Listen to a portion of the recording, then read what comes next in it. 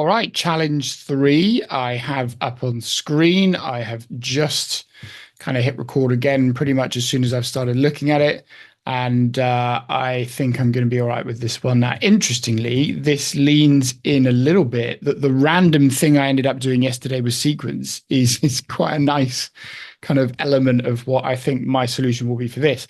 I also remember that Dim early did this in our free bootcamp that we put together for the Microsoft Excel Battle Series. So this is almost a memory test as much as anything because I've seen this being done quite a lot. So I know. Well, let's talk about the challenge. So I've got to provide a formula that reverses the numbers in these cells. So you're trying to get to the reverse there, basically. And I'm pretty confident on this one. So I know that using mid and sequence, I can certainly get that string of text or numbers pulled out really nicely. So I might just show that step by step. So mid of that text string, and then this is where you embed sequence, and it will be sequence of the length of the text string again. And on the simple version, you actually just close that off.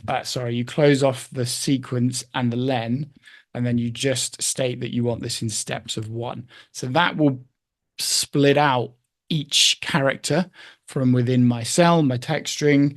What I remember as well is this last bit here, number character is useful because obviously if you put a 2 instead of a 1, you're going to get that coming out in batches of 2. That doesn't obviously quite work then with the whole the number of rows that you're using, but that's what that last element does really nicely. So that brings it out. Now, what I did yesterday, completely by chance, actually, would be useful here because I reversed an index, and I can do the same thing here. And I think that just means me leaning on the start and the step element. So the start this time will again be len of the string. And then the step, as I did yesterday to reverse an index, would be -1. And that's going to reverse it. And then the last thing you would need to do is stick a concat around this to bring that all back together.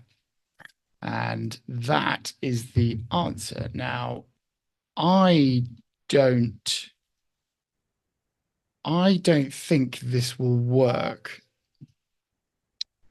Don't think this will work if I try to set it up as an array here. So let me just try. But I think I know where this is going. I think this is going to head into array territory.